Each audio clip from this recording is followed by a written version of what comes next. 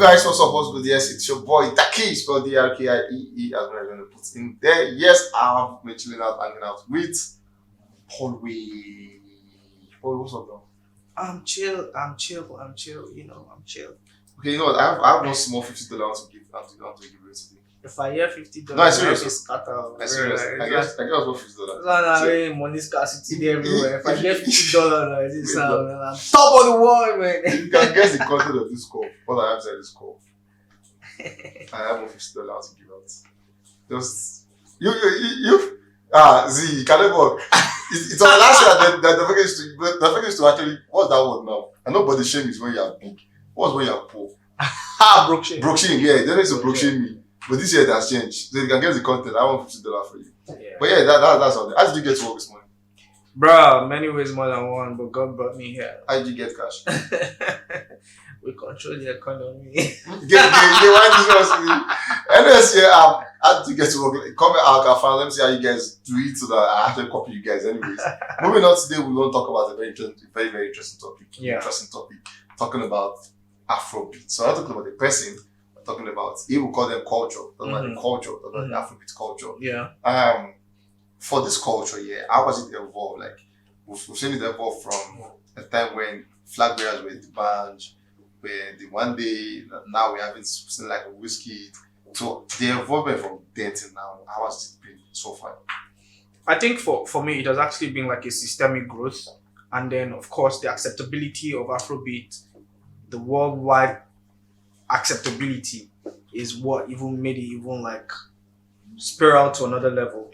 So, of course, like I will always say, like before, growing up or in the formative years of our musical journey, or how Afrobeats evolved, or for music consumption generally in this side of the world, it was really hard for you to come up to say, oh, I listen to Nigerian songs. It wasn't a thing that people could really identify with. We're always like very fancy with, oh, we listen to the Mariah Kellys, we listen to the pop culture. It was always the European culture, or for lack of words, I'll say how the world perceived music. True. There was no Afrobeat in the conversation at all.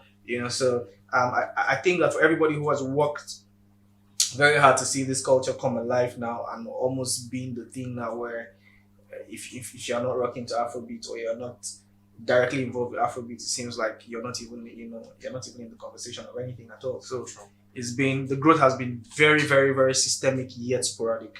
Yeah. So we're still talking about that here. What do you think were responsible? Because we all know that at the time when the likes of the band and co, they put in all the work, getting all the effort. The band even trying, I think they did a collaboration at the point with the song before with an hip-hop artist and everything. So they did all the job, yeah. Right. What are these guys doing differently that is making it something to be reckoned with now that they didn't do at the time? So I think that in life, time heals everything, and that time it will take. You get Papa will go right. You get me? So I feel like it was taking a bit of time, but shout out to the bands, shout out to the Jazzies, shout out to everybody who has been Two-Face who have been in the culture, grooming, birthing everything that has transpired within the Afrobeat space right now. So there were collaborations with foreign artists, obviously, but it didn't really peak at the time.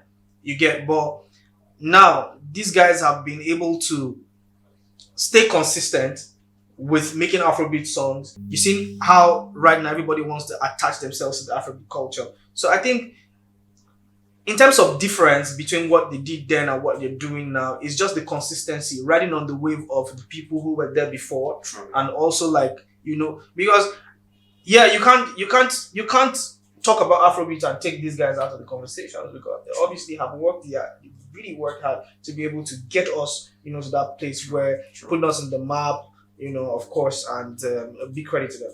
Big credit to them. I've seen a couple of tweets like saying, fun. Some persons find them very, very insulting, where you have to do the band and the video who's great and everything. So it's more like most persons are judging it from them now. But just like you said, you cannot mention the video without mentioning the band. I would just to mention again, Daki, you cannot disrespect the people who have actually like put a ladder down for every other person to climb. Yes, that's right. Don't disrespect them because they worked hard. Regardless of how you see, they really worked hard. Because if there was no base, there's nothing to ride on. There's nothing to ride on. You go first dig ground first, put block for ground before you start to build down, which lintel can't roof out. You know, so I feel like every other person who's riding on this wave right now, they've gotten to the lintel level, put roof and stuff. They don't really need to do so much because the idea has been sold a long time ago, right? So, and of course, when people want to say all these things and start to bring all these kind of comparisons, I usually would not like to actually even get involved with things like that because okay, for example, let's even go back to the times where the market was very tough in terms of music distribution and everything. If those our big artists then the founding fathers, for lack of words, let's just use that, were around at the time where around now where like streaming is the thing. You can't match it. True. Because we used to buy CDs at that time, bro. We used to buy CDs. We put out for this man, the year and people they get CD like CDs were everywhere. As so as well, you could get one, what they call that stuff. You put like cassette inside.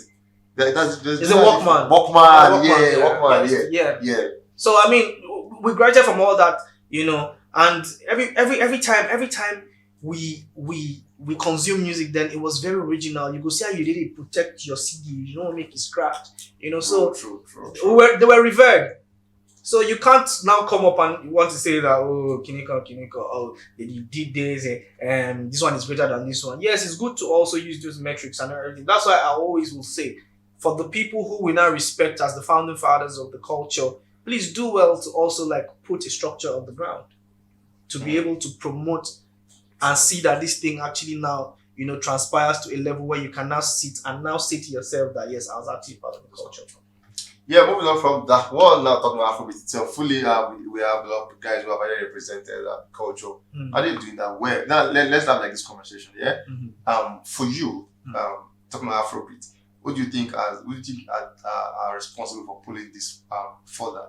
Is it the male artist or the female artist? I actually think that this conversation is actually like very huge because if you look at it here, I think credit to everybody who we can actually see on this board right now because they, in one way or the other, influenced the sound that we now export, which has become the most important commodity in terms of the music space. True. Right? Afrobeat is like, in Nigeria right now, is like fuel and new Naira notes. It's hot in the market. The stocks are actually high. The stake is actually high. Yeah, right? Conversation. So I feel like all of these people that we see right here, like I said, have in one way or the other influenced, where we are now as Afrobeat consumers or as a populace that have become so conscious of Afrobeat. From the MIs to the Wiz to the Ice Princes to the It Flavors, to the Olamides to everybody, we can just sit here and talk about all of these people. So I don't think there's a clear distinction between the female art. Tiwa has done a thing, still continues to do her thing. Of course, Tenny continues to do her thing. Let's not forget, Yemi Alade, of course. So, the conversations will go on and on and on and on. And we see how they've been also able to like build this culture to be able to take these people, take the younger ones on their wings. Not everybody actually doing this, it's more of the conversation about like taking the younger ones on with them is actually on the male side. And this is no distinction. This is not trying to be like, to put like some type of conversation in terms of, we're talking about the sexes. No, that's not it. Because, you see Olamide also building a structure for himself. True, and people coming under him. We see, Don Jazzy building a structure for himself and people coming under him. Yeah. Even the Prince, who has also stayed quiet, building a structure for himself and at least grooming people and grooming, youngsters under him. It's for me, it's a continuity and the effort of these people trying to make sure that this thing continues, a legacy. Yeah, so it's okay. It's okay to start something, but now who first start is the winner. You get me? So, and I mean, big credit to these guys. And of course, the female artists also doing their thing. And of course, we know how many of them are still relevant in the industry. Now, let's not even talk about that's a topic for another day. But have they become part of the culture? Are they a part of the culture? Yes, you will not take it from them because even when you interview or speak to some of all these younger female artists, they will tell you, "Oh, my hero is this. I take my advice from this. I look at this person and I also try to tweak it to be my own style." True. You see them mentioning some of all these greats in the conversation. So yes, I think we should not really like differentiate it between who's taking it further, who has taken it further. I think it's a collective effort, and I hope that they all recognize that they have become a part of the framework and they should be really proud of themselves. They should really be proud of themselves. Yeah, but you made mention of something, yeah, and then which I want to talk about. So you highlighted some names talking about Don Jazzy and the Prince who have protege under them and everything. So I'm trying to think here. What is if the guys are getting it right in that aspect? Yeah, we have like a Tiwa Savage who have been there. We have like Yemalade, she has been there. And like so, I think Tems could just say she's just coming up and everything. But then you cannot pick out somebody and say for Tems. I mean, for Tiwa Savage, she brought out this person. Yeah. For this person. So what do you think you're responsible for that in females? Many things responsible. You can't actually like take the fact that women have their way, and there's a way that they have been designed. Very special people. I like how you use the word you want there. Very, very special people. And you can't for Tiwa, for example, I know a lot of people till date who will say, I like Tiwa Savage. A lot of people who model after her, try to sound or do the things that she does, and everything. But I think they also understand that the longevity for them in the industry is not as though they will stay so long in the industry. So they don't actually even try to match up to the energy of the guys. A woman, for example, now this is some type of digression, but let's look at it from this angle.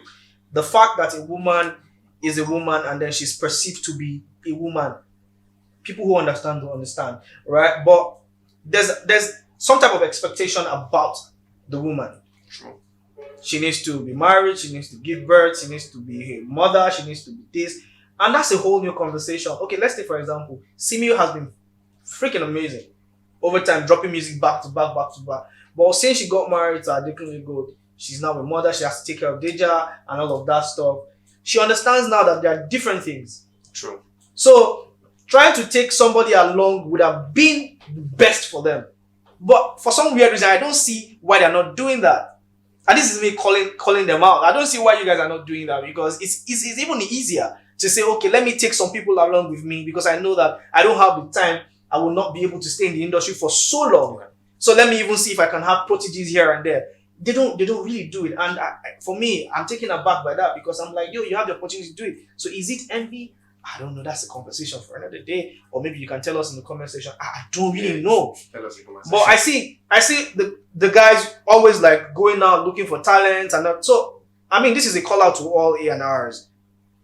I think when you spot talent and you see that their growth levels will be actually magnificent, you can't actually tell. But when they get to a level like the Tems, for example, I would want that she gets the advice of, okay, yes, you have some type of structure around you. Can you find somebody that you can actually take along with you?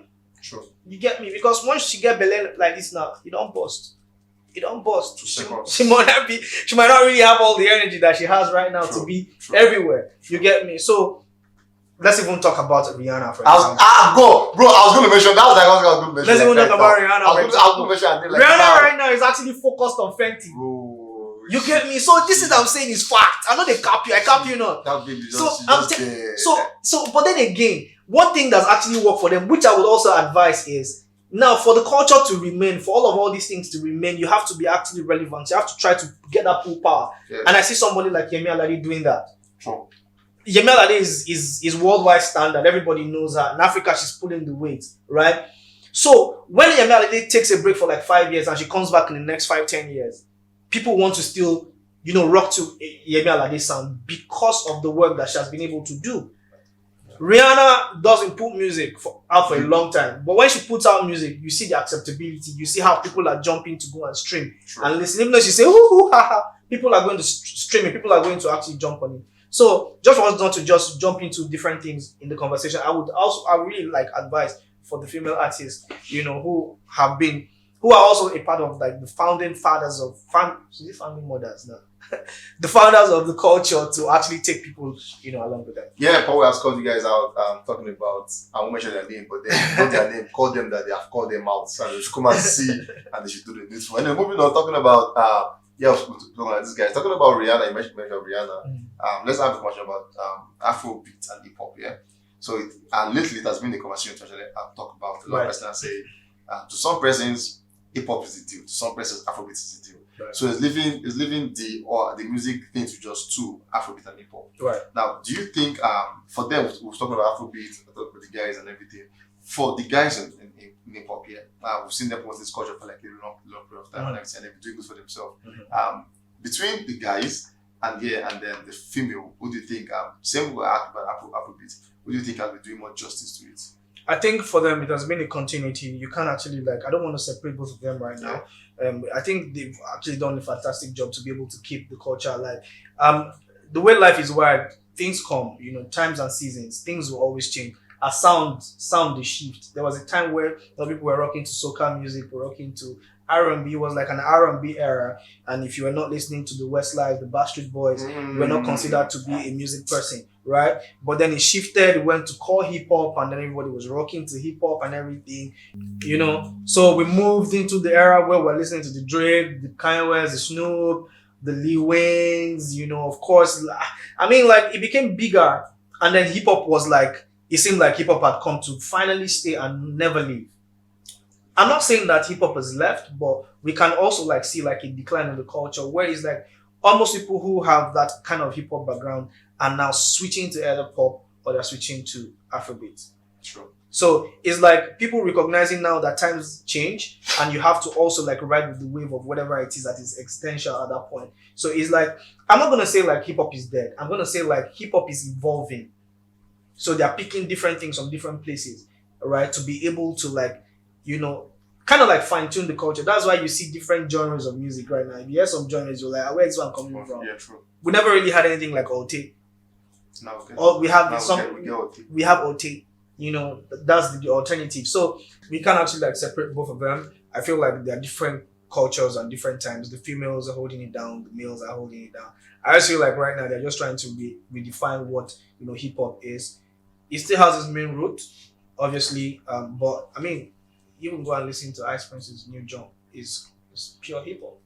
It's pure hip hop with a bit of some type of Afrobeat to it. So it's just okay, we're putting this, but we're taking this out. We're putting this, we're taking this out. But we want to also keep the roots and the systems that we have also over time have been able to identify ourselves with. So I don't think that even most of these people now, they're still doing core hip hop. Right? They're still doing core hip hop. So I don't think we can separate both of them. They are amazing at what they do. Amazing at what they do. I'm moving on with somewhere the YouTuber came out to say Afrobeat might be the death of hip hop as we know it. And I was this got a lot of person talking here, a lot of person talking. And this person is saying, let's just go straight for this. The person is saying, yes, that's what we produce. The person is saying, hopefully it forces hip hop to innovate. There has been no real innovation in hip hop for the past 2 years. Let me stop you there. That's exactly what I just said. Yeah, if you back up, I said now they're trying to pick up different things and see how they're able to switch it and weave different things, different elements into all these things. If you go to record a song with certain type of producers, for example, type of beat they'll play for you first. As an artist, they'll tell you, oh, play me beats. You first hear 10 Afrobeats before you hear hip hop. Because that's what's trending right now. That's what people are listening to. So I think I'm actually with this person. Yeah. Even saying hip hop and Afrobeat will coexist, and we also bringing back dancehall back with the essence of music. I haven't said Afrobeat is a fact. It will come and go just like every other form of music that was trying to bite hip hop. Okay, so let me wrap to that one. I feel like I said before in the conversation, there are different things and different times and seasons to things, right? Yeah. There was a time of the R&B, there was a time of core hip hop and all these things. But in terms of longevity, Afrobeat has been able to outlast a lot of eras. I might not be correct on that. I mean, it's debatable, but I think that the continuity has actually even progressed way more than we have seen it. Nobody thought Afrobeat would grow, to this level where it's BURNAs, the WIZKIDs, the Davidos, the Tems, the Remas. You know, everybody's right now like exporting this content, and people are actually staying with it and vibing with it. So I think that it's not. I don't think I want to agree with this person. It's actually going to stay for a very long time. There might just be a little bit tweaks to it here and there, but it's going to stay. Okay, then they say, can you all put me on some Afrobeat, please?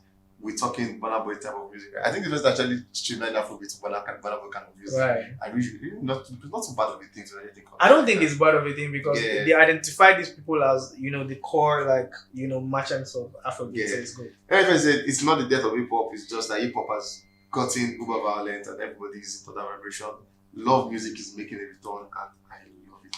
According to him, if I say that is a no, there are many other music genres from reggae, pop, Latinos, rock, and many more that are widely accepted all around the world. Afrobeat Africa is in that genre of music that has evolved and widely embraced around the world in the last 10 years and many years to come. Very true, because over time you see, these things actually even exemplified during the Grammys, and then you see different categories. And sometimes you hear songs and be like, I don't even know where this song they come from, and they're doing numbers, and then of course chatting, and of course taking center stage in the communities, in the environment where they actually have that root and that originality. So yes, obviously I agree with that. Okay, so I'm saying I really don't like Afrobeats like that for real. That's an opinion. So saying hip hop survived hip house and Cookie Monsters, rap, rock, limp, biscuits, corn, Linkin Park, etc. I think to be okay. I think I kind of saw what this person said to him, or he feels like hip hop is going down because it's about violence. Where Chalkman talk about how you slept somebody's, so it's more like a conversation that slept somebody's daughter. I'm also going to F you and this day and everything. So if you like people are now moving away from all of that because nobody wants to be violent anymore. I think that's true. I think that's an opinion, and I think it's fair to the person to stick to that. Not every one of us would want to believe that anyways, but I don't think every hip hop song has actually been filled with violence and all that. There are different hip hop songs that you can actually relate with. There are songs from Ckay, there are songs from there are songs from Ckay, there are songs from Jay-Z that is purely inspirational, that when you listen to them, it's devoid of all the F's, it's devoid of all the violence and whatever negative markers that you might want to use to judge it. So I don't think that's correct in any way. Anyways, guys, we've come to the end of this conversation. Like I'll tell you guys, this is where you join the conversation. Then Paul has one question to answer before you leave this place. Guys, which do you think? And for you, do you think you are pulling out more weight, hip hop or Afrobeat? Back to Paul. Which one do you think at the moment is doing much better? At the moment, yes, undoubtedly, at the moment, it is Afrobeat.